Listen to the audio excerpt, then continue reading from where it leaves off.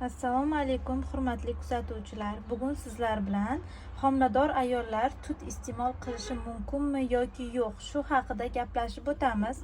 Aynan hozir menda oq tut. Tut o'zi homiladorlar uchun mumkin va me'yorida bo'lsa bu juda ham yaxshi. Tutda temir moddasi bo'lib, ko'pincha anemiyani oldini oladi, immunitetni yaxshilaydi va hazm qilishga yordam beradi. Men o'zim homilador sifatida shuni ayta olaman. Har kuni oq va mana shunday oqdan shuncha miqdorda yokida qizilidan bir kunda shuncha miqdorda iste'mol qilaman va bu menga yaxshi hazm qilishimga yordam beradi.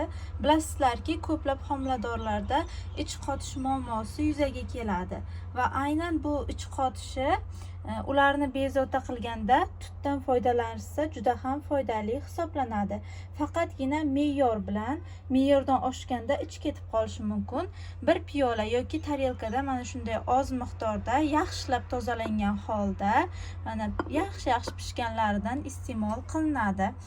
Shundagina u bizga yordam berishi mumkin. Yuqorida aytib o'tdim, aynan qonni ko'paytirishga yordam beradi, chunki tarkibida temir moddasi bor va hazmni yaxshilaydi.